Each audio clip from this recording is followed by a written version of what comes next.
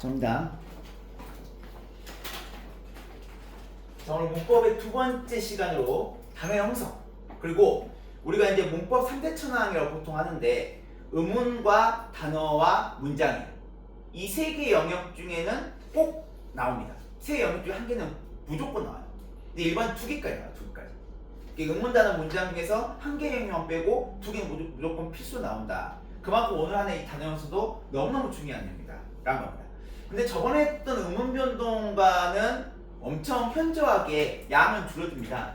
맞죠? 의문도 엄청 복잡한 거고 오늘 하는 건 그렇게 엄청 복잡하지 않다라는 것. 그래서 여러분이 일단 가운데다가 단어 형성, 단어만 쓰면 돼요. 단어. 오늘 단어에서 잘 보니까 단어. 저번에 의문했는데 오늘 단어는 단어. 단어 하면 될 것 같고, 이 단어는 우리 저번에 의문처럼 보니까 개념을 일단 파악해야 합니다. 단어. 단어는요, 좀 약간 체계적으로 접근해 볼게요. 두 가지의 조건이 있습니다. 첫 번째로는 자립성, 두 번째로는 분리성. 이 자립성과 분리성, 이 두 개를 갖고 있을 때 다 나올 수 있다. 그럼 선생님, 자립성이 뭐예요? 혼자 쓸 수 있는 거. 일단 혼자 쓰일 수 있다는 것은 뭐냐면 혼자 쓰여도 의미를 갖고 있다라는 의미이고요. 말이고요. 분리성은 뭐냐면 다른 말과 쉽게 분리되는 거예요. 그럼 선생님 이 말이 무슨 말인지 모르겠어요. 예를 들면 우리 나연이는 단어예요. 그죠? 나연. 우리 반에서 가장 예쁜 사람이 누굽니까? 나연. 찬수 속마 할인인데 그래요. 그럼 나연 했죠. 그거 혼자 썼잖아. 의문을 갖고 있잖아. 그죠? 그리고 다른 말과 쉽게 분리된다는 말은 무슨 말이냐? 나현이 밥을 먹는다 했을 때 나현과 이가 있잖아요. 쉽게 분리되잖아요. 그죠? 이거 분리성입니다. 맞죠? 그거 이제 이때 이 단어 있죠? 이 단어에 이 조사를 넣는 이유가 그겁니다. 단어의 조사도 단어거든요.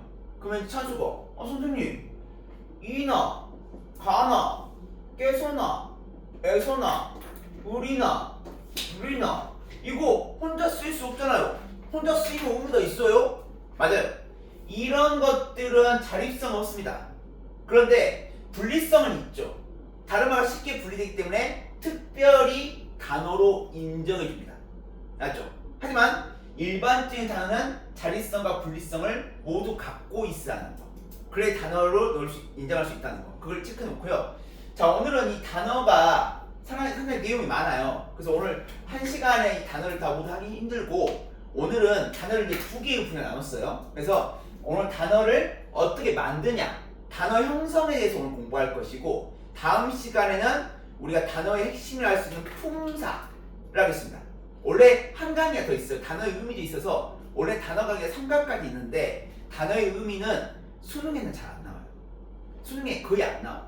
그래서 거의 안 나오는 영역을 굳이 할 필요는 없겠다 해서 수능에 나올 만한 영역들을 추려서 하다 보니까 단어의 의미 강의는 그냥 생략하겠습니다. 그래서 단어 강의는 오늘 배우는 단어 형성과 다음 시간에는 만들어진 단어가 어떤 종류인가 그게 품사 아니겠습니까? 그걸 하겠습니다.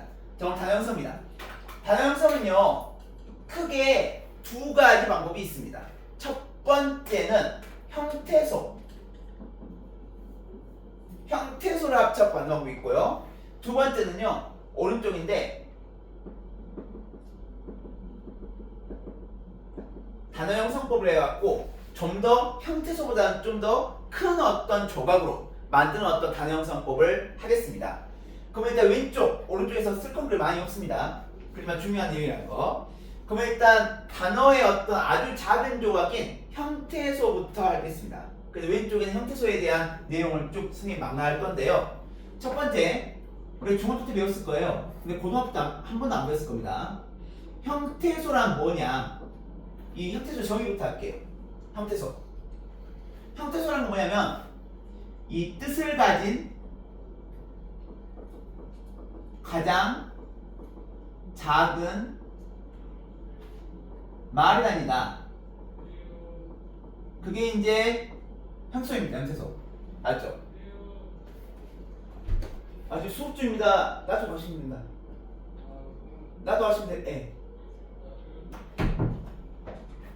예. 뜻을 가진 가능자가 말이 다니다. 그래서 이제 형태소인데 이 뜻을 가진 가능자가 말을 다니는 건 뭐냐면 결국엔 분리하면, 그렇죠? 나누면 더 이상 뜻이 없어진다는 거야. 알죠? 뜻을 가진 가능자가 말을 다니기 때문이죠. 그렇죠? 그래서 이제 이게 형태소이다. 그러면 이제 이런 형태소는 그럼 예를 들어 볼게요. 예를 들어서 뜻을 가진 가능자가 말이 다니니까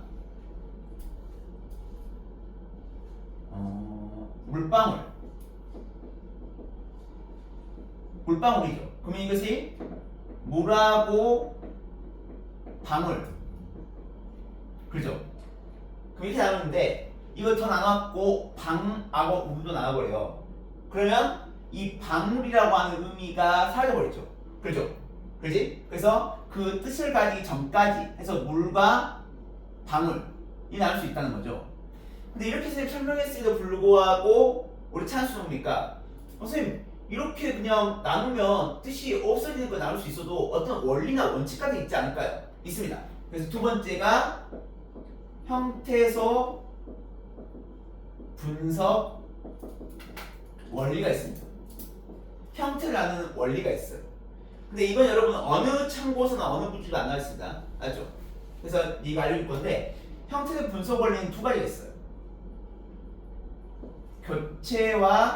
교체와 이 삽입이 있어요. 삽입. 그러니까 무언가로 바꿀 수 있으면 나눌 수 있다는 거고요. 또 중간에 뭔가를 넣을 수 있다면 역시나 형식으로 나눌 수가 있다는 겁니다. 그래서 예를 들어보면 찬수가 집에 돌아가다가 있어요. 그러면 이제 찬수 대신에 예를 들면 철수로 바꿀 수 있죠. 그렇죠? 그러면 이 찬수구를 나눌 수 있다는 것은 찬수가가 하나의 형태소가 아니라는 걸 증명하는 거예요. 알죠? 그래서 찬수하고 가로 나눌 수 있다는 거죠. 그렇죠? 일부분이 바뀔 수 있다는 것은 원래 한 덩어리가 아니라는 거예요. 그걸 저지하고 있는 거 아닙니까? 그 다음에 이 집에 대신 뭡니까? 학교에 돌아간다 할 수 있죠. 그럼 역시나 집 대신에 학교로 바꿀 수 있으니까 나눌 수 있죠. 그죠? 그리고 돌아간다 대신에 찬수가 집에 돌아간다가 아니라 예를 들면 날아간다 할 수 있죠. 그죠? 그러면 돌 대신에 날로 바꿀 수 있죠. 그죠? 그리고 돌아간다가 아니라 돌아온다 할 수 있죠. 그러면 아하고 간도 나눠야죠. 그죠? 그리고 이 온다 했으니까 이 가 대신에 오가 온 거죠. 그죠? 그러면 요렇게 나눌 수 있죠. 그죠? 그리고 돌아오고 오며 할 수 있죠. 그래서 이렇게도 나눌 수 있죠. 그래서 나누면 찬수 가 집에 돌 가 니은 다가 돼요. 그런데 이 삽입의 원리에 따르면 다시 한번 돌아간다 보면 이건 돌아가의 니은이 삽입된 거예요. 알죠? 이렇게 중간에 뭘 넣을 수가 있으면 역시나 나눌 수가 있다. 그런 개념입니다. 알죠? 그래서 이제 우리 국어 형태소에서는 나눌 수 있는 방법이 두 개가 있다. 교체와 삽입. 그래서 이 두 가지 방법을 성해서 우리가 형태소를 나눌 수가 있다는 거고, 세 번째로는 그러면 나연아 이렇게 형태소 개념에 의해서 분석 원리에 의해서 나눴어. 그러면 이 나뉘어진 각각의 형태소를 우리가 뭐라고 부를 수 있느냐는 거죠. 이게 바로 형태소의 유형 또는 형태소의 종류입니다. 그래서 세 번째 코너가 형태소의 종류입니다. 그 형태 종류는 여러분 있잖아요. 크게 두 가지 할 수 있는데 자립성과 자립성 혼자 쓸 수 있냐 없냐 할 수 있고 그 다음에 실질적 의미의 유무가 실제 의미 유무 즉 실제 의미가 있냐 없냐 요걸 알 수 있습니다. 그래서 이제 자립성에 따라서 두 개를 알 수 있고요. 실질적 의미의 유무도 두 개를 알 수 있어요. 그래서 자립성에는 뭐가 있냐면 여러분 잘 알고 있다시피 자립 형태소와 의존 형태소가 있어요. 자립과 의존이 있습니다. 자립과 의존. 그래서 자립은 혼자 쓸 수 있다고 제가 말했었죠. 그죠? 그리고 의존은 홀로 쓸 수 없는 거야. 근데 요걸 외우는 요령이 있습니다. 어떻게 외우냐면 의존 형태도 홀로 쓸 수 없는 건데 딱 네 가지밖에 없어요. 딱 네 가지밖에. 뭐냐? 어간, 어미, 조사, 접사. 이 네 가지입니다. 즉 이 네 가지를 제외한 것들은 모두 자립 형태입니다. 그러면은 찬수가 즉 어간과 어미가 뭐예요? 어간과 어미 이건 찬수가 잘 알고 있는데 가다, 가고, 가니 했을 때 이 변하지 않는 게 어간이고 뒤에 바뀌는 거 있죠. 이게 어미입니다.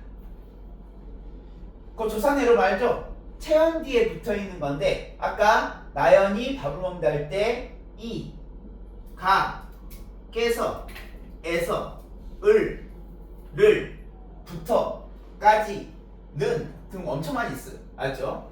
그래서 조사고 접사는 이따가 오른쪽에서 단어 형성법 할 때 하긴 할 거예요. 그럼 미리 나온 김에 스포를 한다면 이 접사는 어근에 붙어서 뜻을 더해줘. 물론 다른 기능도 하는데요. 대표적으로 접사가 하는 게 어간에 붙어서 뜻을 더해주고요. 접사는 홀로 쓸 수가 없습니다. 그리고 뜻도요. 그냥 주변적 의미만 갖고 있어요. 수식의 의미만 갖고 있어요. 이 자체가 어떤 특정한 의미를 갖고서 홀로 쓸 수는 없다. 이게 접사다. 근데 이따가 오른쪽 단어 연습법에서 하다 보면 여러분이 아 이런 게 접사겠구나 할 수 있습니다. 그 이 네 개만 의존이다. 나머지 자립이다. 할 수 있고요. 자, 실질적 의미의 유무에 따라서 우리가 실질 형태소와 형식 형태소는 아닙니다. 실질과 형식 요것도 찬수야. 요령 꺼낸다면 형식 형태소는 세 가지밖에 없어요. 즉 이 세 가지를 제한 모든 것들은 실질 형태소야.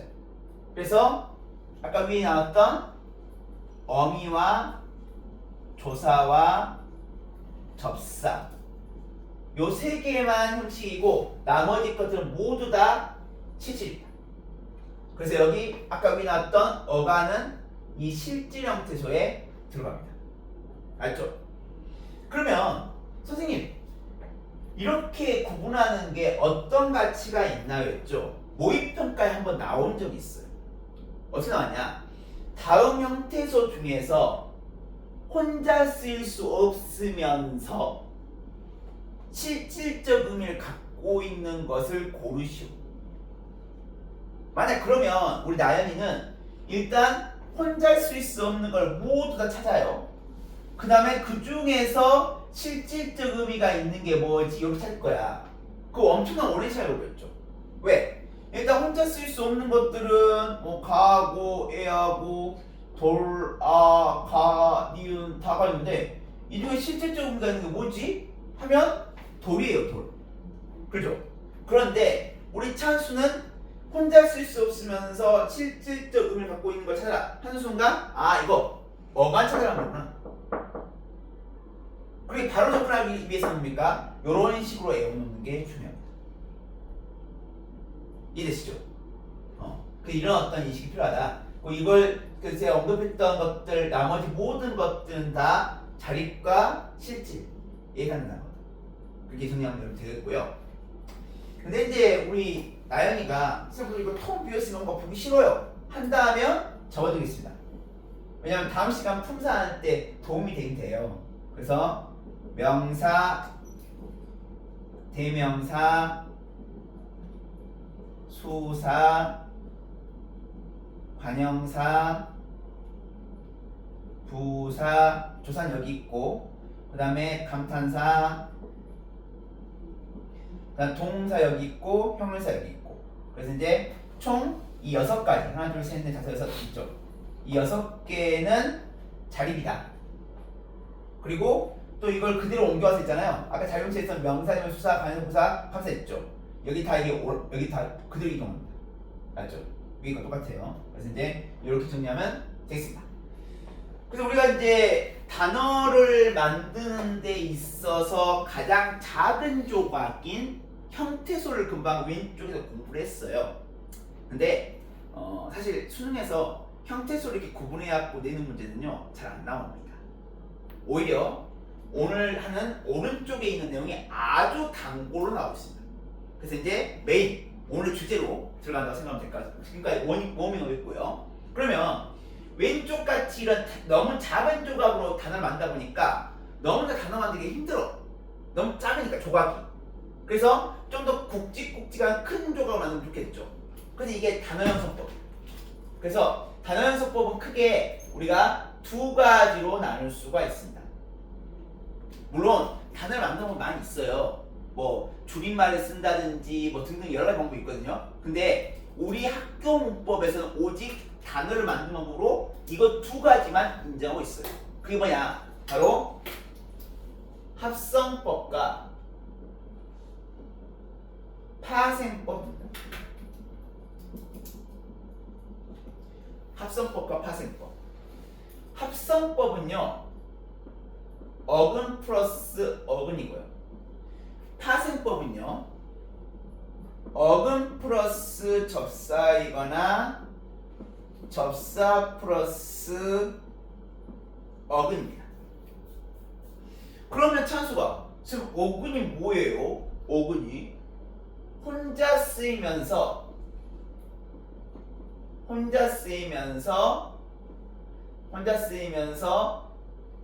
뜻이 있는 거. 접사는 홀로 쓰이지 못하면서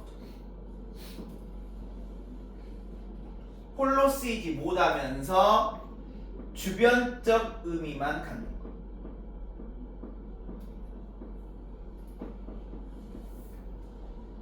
이렇게 정리하겠고, 이 합성법은 다시 종류로 나뉘어집니다. 어떻게 나뉘냐? 어근과의 관계, 어근 간의 관계에 따라서 3가지로 나뉘어지고요. 그 다음에 어순에 따라서 2가지로 나뉩니다. 근데 수능에서는 이게 잘 나옵니다. 파생법은요 크게 2가지 나뉘는데요.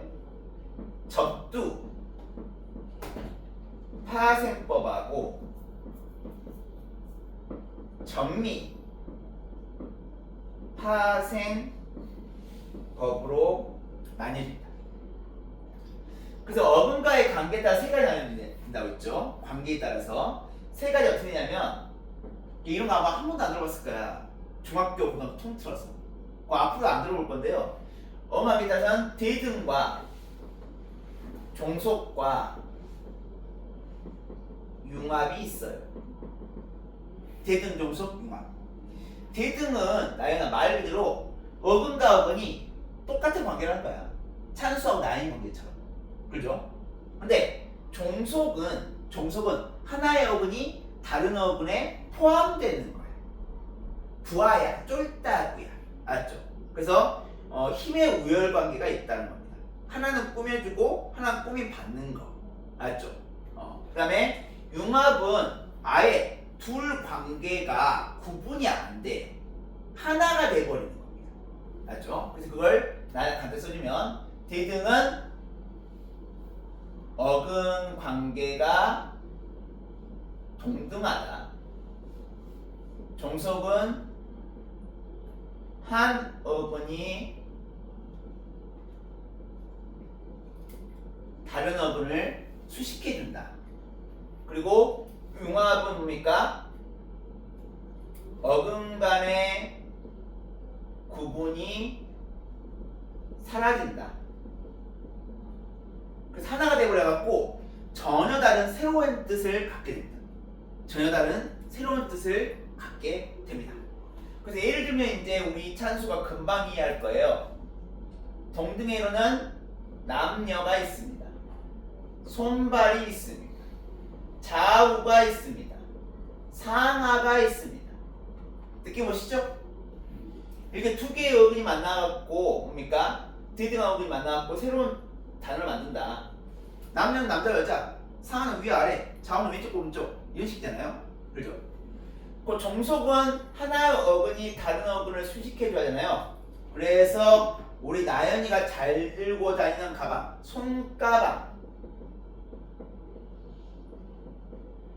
찬수가 잘 들고 다니고 휴대하고 다니고 머리에 쓰기도 하는 발수건. 찬수 왜 그랬어? 등이 종속 합성입니다. 손이 가방을 꾸며주잖아요. 그럼 가방이 대장이야. 알죠? 손을 드는 가방이죠. 가볍게. 그리고 수건은 이제 발 닦는 수건이야. 메인은 가방과 수건이야. 데코레이션. 손과 발이 데코레이션이잖아요. 그렇죠? 이런 게 종속 합성이야. 손이 가방에 종속된 거죠. 그렇죠? 융합입니다. 융합은 이제 이게 어순이 제일 중요한데 만약에 우리 찬수가 선생님 이 세 개 중에서 그래도 나름 수능에 의미가 있는 부분이 어떤 것이 있을까요? 한다면 융합입니다. 그래서 예를 보면 아마 느낌 오실 거예요. 고전 시가에도 자주 나오는 융합합성어인 강호. 이게 자연음이에요. 강과 호수 만나서 자연음이 한다고. 융합돼 버린 거야. 전혀 새로운 의미를 갖게 되죠. 그죠?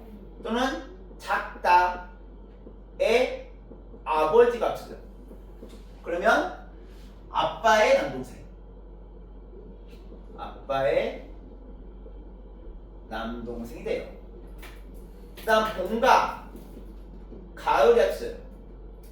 그럼 뭘 의미합니까? 나이를 의미해. 피와 땀이 합쳐져. 그럼 노력을 의미해. 알죠? 이런 거 우리가 융합합성으로 해요. A와 B가 합쳐갖고 전자는 C의 의미를 갖게 되는 거예요. 알죠? 그래서 이 세 가지는 어근 간의 관계에 따른 합성법이다. 그런데 사실 오늘의 가장 메인 주제는 이겁니다. 그리고 오늘 많은 이렇게 내용을 말했지만 요거 한 개만 체크하고 가세요. 수능에 나올 수 있는 유력한 게 요거밖에 없거든요. 그래서 어순인데요. 어순에 따른 합성어는 두 개로 나뉘어집니다. 두 개. 통사적 합성어와 비통사적 합성어로 나뉘어져요. 근데 통사적 합성어 종류가 너무 많아. 그래서 우리가 웅변동에서 했던 것처럼 이 밑에 거 세 개만 외워버리자. 비통사적 합성어는 오직 세 가지 정도밖에 없어요. 근데 이걸 파악하려면 사실 다음 시간에 하는 품사에 도통해야 돼요. 맞죠? 그래서 일단 스폰할게요. 비통사는 뭐냐면 우리말의 어순과 어순을 위배해야 합니다. 위배. 우리 어순을 따르지 않아야 돼요. 그리고 첫 번째 뭐냐면 나연아, 어간 뒤에는 뭐가 와야 합니까 원래? 그렇죠. 근데 체온이 와버려요. 어간 뒤에 체온이 와버려. 예를 들면 우리 나연이가 좋아하는 잠, 선생님도 좋아하는 잠, 말을 좋아하는 것, 늦잠. 잠 진짜 늦게 일어나고 싶어요. 늦잠. 늦게 일어날 수가 없어. 할 게 많아. 늦다, 늦고, 늦은이에서 늦은 어간이죠. 근데 뒤에 체온이 와버렸어. 이건 우리말의 어순을 어긴 거죠. 어간 뒤는 어미가 와야 하는데. 또 하나 있습니다. 또 어간이 와요. 또 어간. 어간 뒤에 어미가 와야 하는데 이번에는 어간 뒤에 뭐가 있냐면 어간이 와요. 어간 뒤에 어미가 또 어간이 와버렸네. 예를 들면 오가다. 나연이가 학교에 오가는 중에 선생님과 더 친해졌다. 그죠? 오가다. 오도 어간이고 가도 어간이거든. 또는 찬수는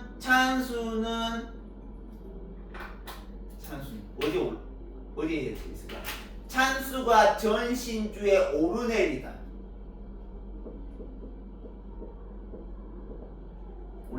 그럼 오르다, 내리다 해서입니까? 오르내리 다 어간이죠? 자, 이런 게 비동사고요. 라스트. 자, 부사가 와요. 부사 뒤에 원래 뭐가 와야 합니까? 일반적으로 용언이 와야 돼. 용언. 동사에서 와야 돼. 근데 채연이 와버려. 그럼 이것도 비동사 작성어야. 예를 들면 부슬부슬 비가 내린다. 부사입니다. 비. 그러면 부사 플러스 채연이야. 이런 경우가 비동사적 합성입니다. 그리고 이 세 개 외우면 돼요. 알죠? 그리고 그 나머지 모든 것들 다 통사적 합성어다. 그래서 이게 정말 수능에 잘 나옵니다. 많은 합성어들 A를 주고 나서요, 비통사와 통사를 구분한 문제, 또는 비통사만 쭉 대신해놓고 뭡니까? 이걸 세 가지 부류로 구분하는 문제가 잘 나오고 있습니다. 그 다음에 파생법입니다.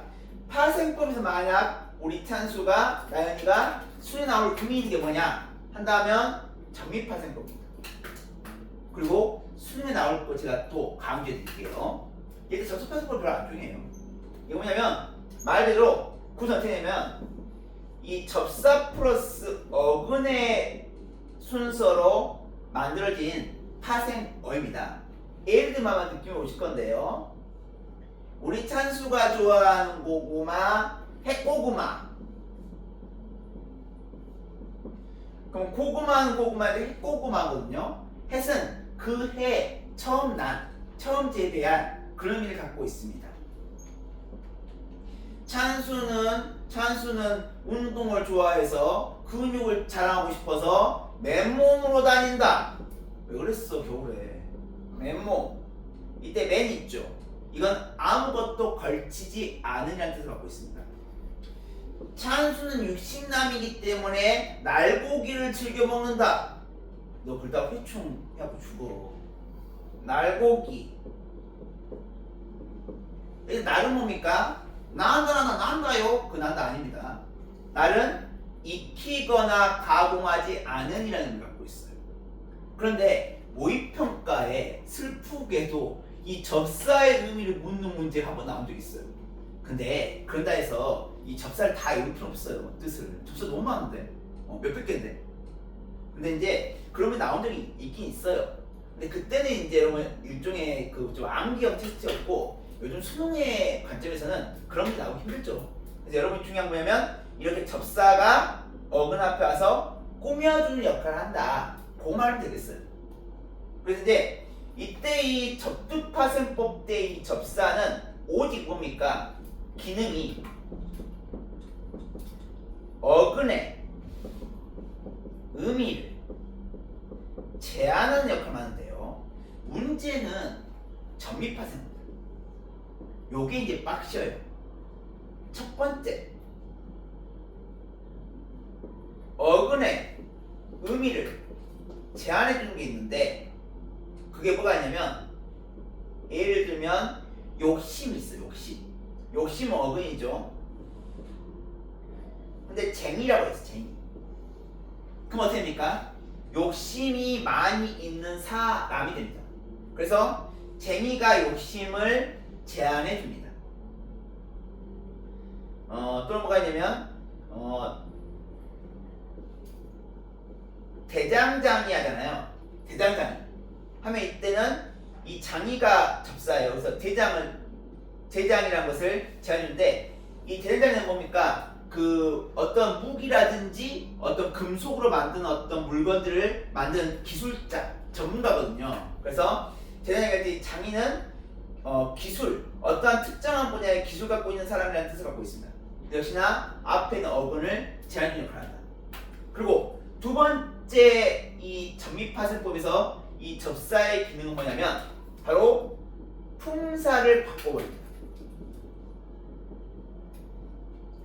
그러니까 접두파생법의 접사가 고작해야 의미를 제한해주고 수식해준 거에 비해서 이 점입파생어에서의 접사는요 어근의 의미만 제한하는 게 아니라 품사도 바꿔버립니다. 그래서 두 가지 종류가 있습니다. 명사 파생 전미사하고 부사 파생 전미사가 있습니다. 이게 대표적인 두 접사인데요. 명사 파생 전미사에는 음하고 기가 있습니다. 예를 들면요, 항상 문법은 예를 잘 들어야 돼요. 죽다, 죽음, 달리다, 달리기. 그러면 동사들 뭡니까? 모두 명사 바꿔버렸죠? 그게 명사 파생 전미사고요. 그다음 부사 파생 전미사에는 이하고 희가 있습니다. 그래서 예를 들면 깨끗하다, 깨끗이. 우리 나이는 꼼꼼하다, 꼼꼼히. 되죠? 이렇게 이와 이가 붙었을 때 형용사나 뭐 동사 이런 것들 뭡니까? 모두 부사 바꿔버리고, 이런 것들 우리가 부사 파생 전미사 있습니다. 뭐 그것만도 전미사 많이 있어요. 파생시키는 뭐 동사 파생 전미사 많이 있는데 그런 것들보다 다음 끝이 없으니까 이 두 개 대표적으로 아시면 될 것 같고요. 가장 중요한 세 번째 것, 이 세 번째 것은 이 참고서에 잘 안 나와 있기도 해요. 심지어 이 전미사가 문장 구조까지 바꿔버립니다. 문장 구조까지 바꿔버리는데, 그거에 뭐가 있냐면 사동전미사와 피동전미사가 있습니다. 사동, 피동. 그러면 찬수가 선생님 왜 사동전미사와 피동전미사가 문장 구조를 바꿔버립니까? 자, 물론 사동과 피동은요 우리가 문법 요소 때 다시 배울 거예요. 근데 오늘 전미사 나온 김에 합시다.